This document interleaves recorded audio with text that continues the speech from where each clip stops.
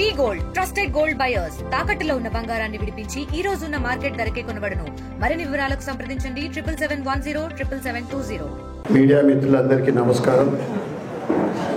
అందరికీ బిలేటెడ్ దసరా శుభాకాంక్షలు. కొందరు కలిసినా కొందరు కలవలే.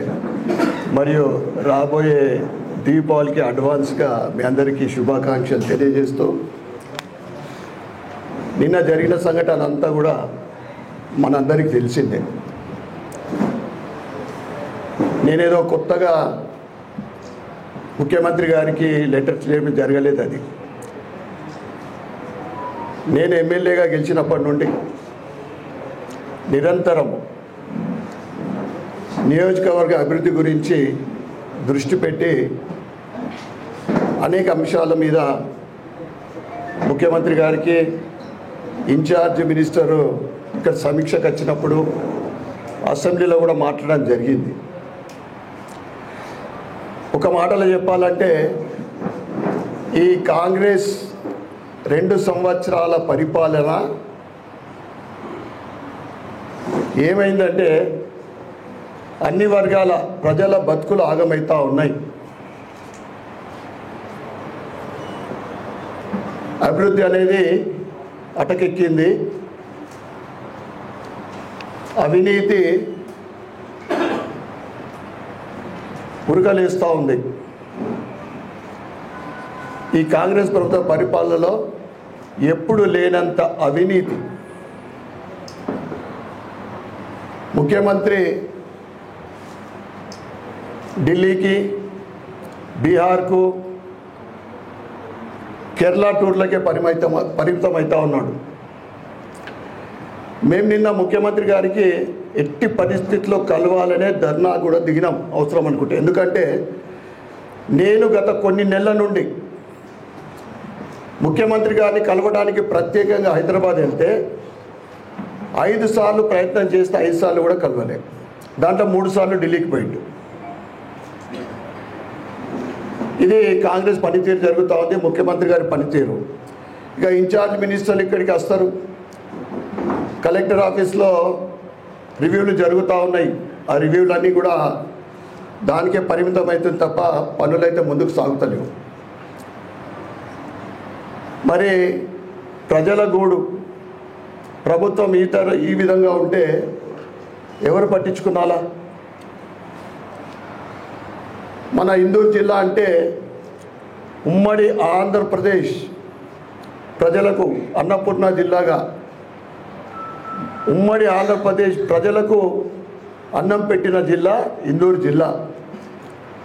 ఈ జిల్లాలో ఇప్పుడు రైతుల పరిస్థితి అంతా అగమ్య గోచరం. సన్నవడ్లకు 500 రూపాయల బోనస్ లేదు. అధిక వర్షాలు పడి పంట నష్టం పత్తా లేదు. మక్కలు 2400 రూపాయల ఎంఎస్పి ఉంటే కొనుగోలు కేంద్రాలు లేవు. పాపం రైతులు వర్షాలు పడుతున్నాయని 2000 లోపు అమ్ముకునే పరిస్థితి. ఎవరు పట్టించుకుంటూ లేరు దాని గురించి.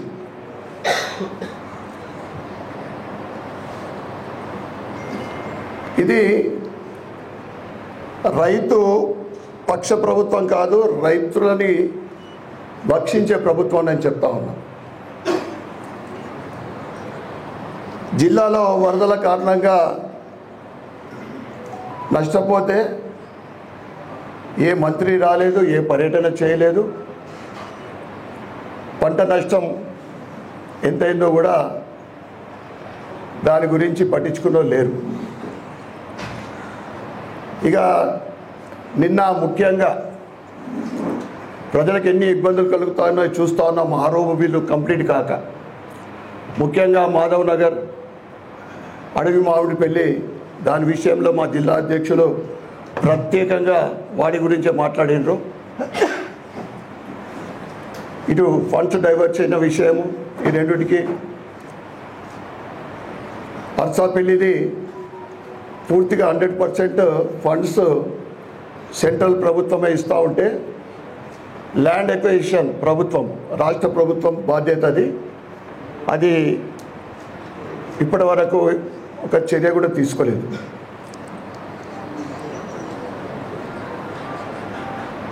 ఈ కాంగ్రెస్ ప్రభుత్వంకి ఎట్లుందంటే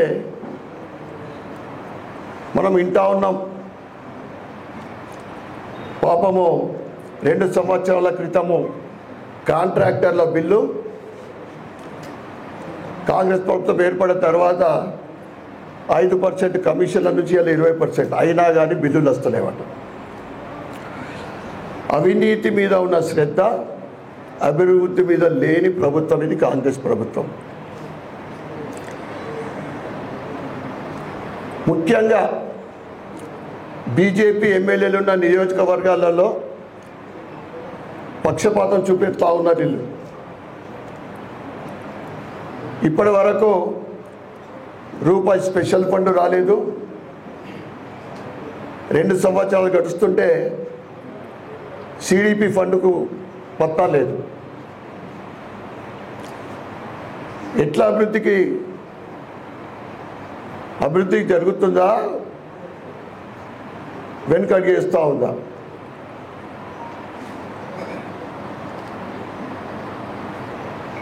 ఇది ఏం పాలన అన్నది, దీన్ని ప్రజాపాలన లేదా ఇది రాక్షస పాలన? ఎవడు పట్టించుకుంటూనే లేరు. ఎన్నిసార్లు సెక్రటరియట్ చుట్టూ తిరుగుతూ ఉన్నాం. నిన్న నేను 12 లెటర్లు ఇచ్చిన ముఖ్యమంత్రి గారికి. ముఖ్యంగా 12 సంవత్సరాల నుండి నా నియోజకవర్గ పేదలకు ఒక బెడ్రూమ్ లేదప్పుడు. ఇందిరమ్మ ఇల్లు కూడా వీళ్ళ ప్రచారంలో ప్రతి పేదోడికి ఇందిరమ్మ ఇల్లు ఇస్తా అని చెప్పి ఒక సంవత్సరం అయితే ఎగ్గొట్టిండ్రు. 2వ సంవత్సరము 3500 నియోజకవర్గానికి అని చెప్పి స్థలం ఉన్న వాళ్ళకి అని చెప్తా ఉన్నాను. నేను అనేకసార్లు చెప్పడం జరిగింది, లెటర్లు కూడా ఇచ్చిన. ముఖ్యంగా అర్బన్లో జాగా ఉన్న వాళ్ళు తక్కువ ఉంటారు.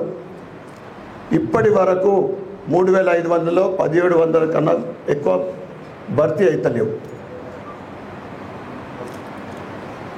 గత 5 రోజుల క్రితం లక్కీ ఏంటిదంటే హౌసింగ్ మినిస్టర్ పొంగులేటి గారు కలిసిండ్రు. అక్కడనే ఉండి కలెక్టర్ గారికి ఆదేశం ఇచ్చింది. ఏంటిదంటే 396 డబుల్ బెడ్రూము ఈ వారం 10 రోజుల లోపల మీరు కేటాయించండి. 252 డబుల్ బెడ్రూమ్లు ఏదైతే కలెక్టర్ ఆఫీస్ పక్కన ఉన్నాయో జీవో మేము ఇచ్చినామో వాటిని కూడా కంప్లీట్ చేయడానికి మీకు ఎస్టిమేషన్ పంపండి అని చెప్పడం జరిగింది. ఇన్ని రోజుల కృషి ఏంటిదంటే ఇదొకటి కమిట్మెంట్ వచ్చింది. నిన్న ముఖ్యమంత్రి గారు కూడా కలెక్టర్ గారితో మాట్లాడారు. ఇక అయితే నేను పొంగులేటి గారేమో అసెంబ్లీలో ఒకటి ఏం మాట్లాడిందంటే 3500 తప్పకుండా ఇస్తాం, ఎట్లయినా భర్తీ చేస్తామని చెప్పారు. మళ్ళీ ఏమంటున్నారంటే ఇది గవర్నమెంట్ పాలసీ మ్యాటర్. కరెక్టే, మీరు అసెంబ్లీలో చెప్పిండ్రు. ఇక్కడ అభయహస్తం కాలనీ నాగారంలో 5 ఎకరాలు ఉంది. దాంట్లో అది ప్రభుత్వం భూమి, మీరు కట్టియండి అని చెప్తే దాని గురించి మాట్లాడతాను అంటున్నాడు. అంటే ఇందిరమ్మ ఇల్లు 3500 భర్తీ కోసం. ఇక నిన్న ముఖ్యమంత్రి గారికి ఇచ్చిన లెటర్లలో బస్ స్టాండ్ తెలంగాణలో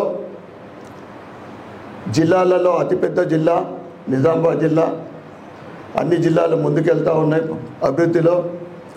బస్ స్టాండ్ విషయంలో కానీ అన్నీ ఎక్కడ ఏ జిల్లాలో బస్ స్టాండ్ చూసినా కానీ అందంగా ఉంటుంది.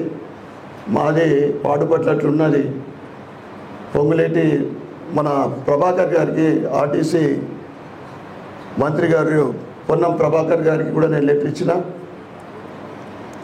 ఆ తర్వాత నిన్న ముఖ్యమంత్రి గారికి కూడా లెటర్ ఇచ్చిన. ఇక హాస్పిటల్ విషయంలో మంత్రి గారు సుమారు 6 నెలల క్రితం రావడం జరిగింది. ఆయనే విమర్శించింది అక్కడ సివిల్ వర్క్లలో ఇంత ఘోరంగా ఉంది, ప్లంబరింగు బిల్డింగ్ల మీద చెట్లు మొలుస్తానో ఏం చేస్తున్నది. వెంటనే 100 రోజుల లోపల ఇవన్నీ కంప్లీట్ కావాలా. నిధులు విడుదల చేస్తాం పోగానని చెప్పి 100 కాదు 200 రోజులు దాటిపోయింది. కానీ ఇప్పటిదాకా వారికి ఇచ్చిన వినతి పత్రంలో ముఖ్యంగా టెక్నికల్గా మనకు కావాల్సిన సౌకర్యాలు హాస్పిటల్ వాళ్ళే ఎస్టిమేషన్ ఇచ్చిండ్రు డెవలప్మెంట్ కోసం 42 కోట్లతోటి, అది ఇవ్వడం జరిగింది. ఎంఆర్ఐ మరియు ఇతర టెక్నికల్ మిషన్స్ కూడా కావాలని డాక్టర్ల కొరత ఉన్నది, ఇవన్నీ కూడా లెటర్లు ఇవ్వడం జరిగింది. తర్వాత కనీసం స్పెషల్ ఫండ్గా ఒక 10 కోట్ల రూపాయలు విడుదల చేయాలని కూడా లెటర్ ఇవ్వడం జరిగింది. సిడిపి ఫండ్ కూడా ఇవ్వాలని జరిగింది. వీటన్నిటికి కూడా నిన్ననైతే సానుకూలంగా స్పందించారు. అభివృద్ధి కోసం పోరాటం చేస్తూ ఉన్నాం. ప్రజల పక్షాన ప్రభుత్వంతో పోరాటానికి ఎంతకైనా సిద్ధము.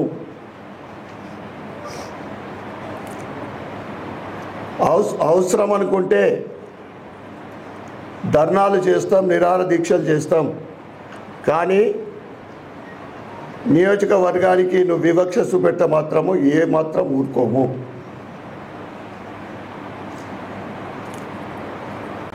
నిన్న ఇచ్చిన మా లెటర్లకు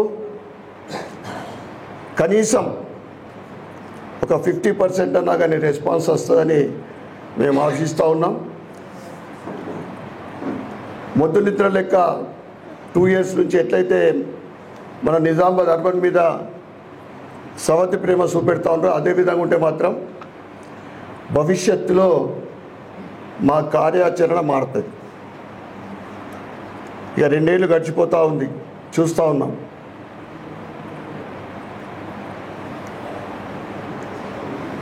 హాస్పిటల్ విషయంలో ఇంకొకటి గ్రాండ్గా ఓపెన్ చేసిండ్రు బస్ స్టాండ్ ముంగట మదర్ అండ్ చైల్డ్. ఇప్పటికి తాళాలు ఉన్నాయి, కనీస సౌకర్యాలు, దాంట్లో ఒక లిఫ్ట్ లేదంటారు. ఎప్పుడు అడిగినా లిఫ్ట్కు కూడా కోట్ల రూపాయలు ఖర్చు పెట్టి ఐటీది కూడా ఇచ్చిన.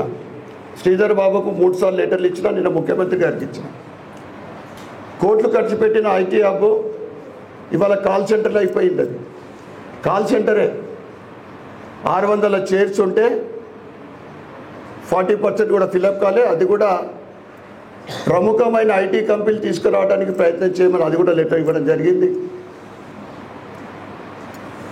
అదేవిధంగా ఇంకోటి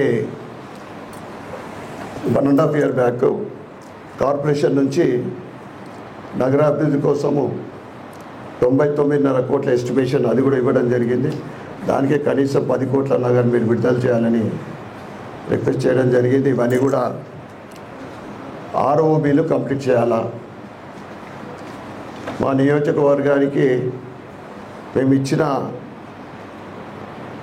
లెటర్స్కు పాజిటివ్గా రెస్పాన్స్ వస్తుందని, లేదా అంటే మేము భవిష్యత్తులో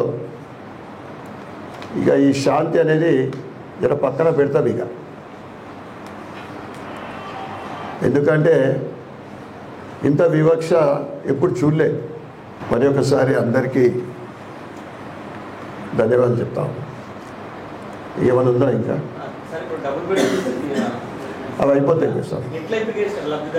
లబ్ధిదారులని ముందు చూసిండ్రు. ఇంతకుముందు గత బీఆర్ఎస్ ప్రభుత్వంలో అది నామ్స్ ప్రకారం చేయలే. నామ్స్ ఏంటిదంటే ఎస్సీ ఎస్టీలకు, మైనార్టీ, ఎఫ్సీలకు ఇట్లా ఉంటాయి.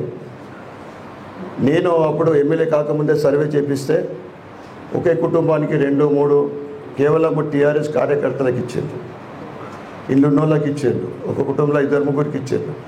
వెరిఫికేషన్ చేసిండ్రు వాళ్ళు. వెరిఫికేషన్ చేసిన తర్వాత నా తరఫు నుండి, నా ఆఫీస్ నుండి కూడా నేను 140 ఇచ్చిన అప్లికేషన్లు అన్నీ ఇస్తారనే గ్యారెంటీ. ఎందుకంటే 396 ఉన్నాయి. ఎవరికి ఇచ్చినా కానీ లబ్ధిదారులకు ఇచ్చినట్లే, నా నియోజకవర్గం ప్రజలకు ఇచ్చినట్లే. దాన్ని కూడా వెరిఫికేషన్ చేస్తారు. చేసిన తర్వాత ఇదంతా కూడా 20 లోపు, దీపాలోపు కావాలని కలెక్టర్ గారు దాన్ని సీరియస్గానే ఉన్నారు. ఆ తర్వాత 252 అయితే ఇన్కంప్లీట్ ఉన్నాయి.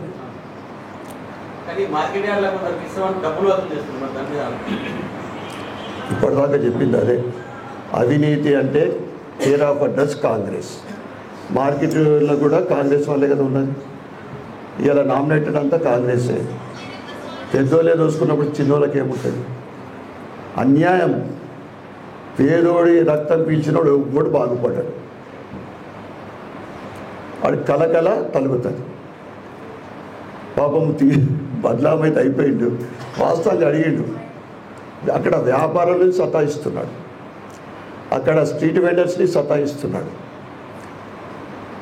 ఇదేమో డబుల్ బెడ్రూమ్లో ఆయనే ఇస్తా, ఆయన చేతిలోనే ఉన్నట్లు. మరి ఆయన పెద్దోళ్ళు ఏమైనా గ్యారెంటీ ఇచ్చారేమో, మరి నువ్వు పో, మేము ఉన్నాం కదా, అయ్యకుండా అట్లా అని కాకుండా మేము ఇచ్చిన దాంట్లో కనీసంలో కనీసం 40-50% రాకుంటే ఆ డబుల్ బెడ్రూమ్లో ఎట్లా ఇస్తారో మేము కూడా చూస్తాం.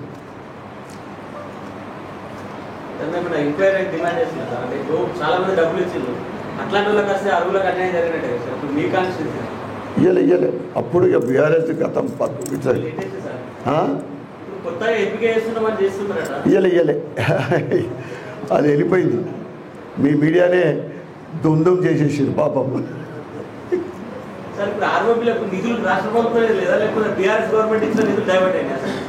బీఆర్ఎస్ ప్రభుత్వంలో డైవర్ట్ అయినాయి. మరి కంప్లీట్ చేయాలి కదా. సెంట్రల్ ఫండ్ అయితే అయిపోయింది, ఇచ్చేసింది, దాని బాధ్యత అయిపోయింది. మామిడిపల్లి మాధవ్ నగర్ ఎవరైనా మనకు పక్క జిల్లాలకు వెళ్ళి వస్తే ఇది ఏం పరిస్థితి అనే పరిస్థితి ఉన్నది. సంవత్సరాల నుండి ఒకవైపు రోడ్స్ సెంట్రల్ అంటే నేషనల్ హైవేస్ దూసుకుపోతూ ఉంటే మన పరిస్థితికి ఇది ఉన్నది.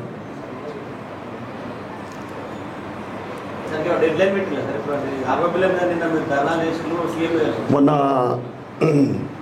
ఎంపీ గారు కలెక్టర్ దాంట్లో సమావేశంలో మాట్లాడారు. ప్రత్యేకంగా దాని మీద దృష్టి పెట్టిందనే మళ్ళీ కూడా నిన్న ముఖ్యమంత్రి దృష్టికి తీసుకెళ్ళాం. ఆయన డీటెయిల్స్ అడిగిండు కూడా, అక్కడ అడిగాడు, డీటెయిల్స్ అడిగాడు. అసలు ఈ ఫండ్స్ ఏంటి, ఎందుకు డిలే ఎందుకు అయిందని అడగడం జరిగింది కూడా. ఎక్స్ప్లెయిన్ చేసి చెప్పినాం, ఇట్లా డైవర్ట్ అయింది, మీరు కంప్లీట్ చేయాలి.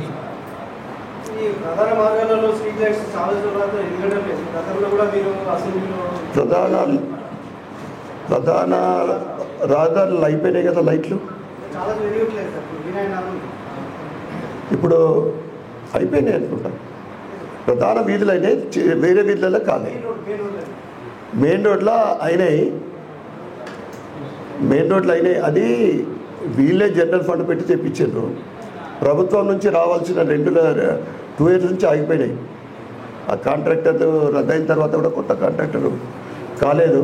మనం ఊరికి ఎంబడబడితే వీళ్ళు ఒక 40 లక్షల రూపాయలు పెట్టి దాన్ని శాంక్షన్ చేయించారు. తెలుగులో ఫాస్టెస్ట్ న్యూస్ ఇప్పుడు కొత్త అవతారంలో 5 సెకండ్లోనే పూర్తి వార్తా సమాచారం మీ చేతిలో. సోషల్ మీడియా ట్రెండ్స్ మీ కళ్ళ ముందుకే live TV and voice search options తో ఇప్పుడే డౌన్లోడ్ చేయండి. యాప్ లింక్ డిస్క్రిప్షన్ లో ఉంది.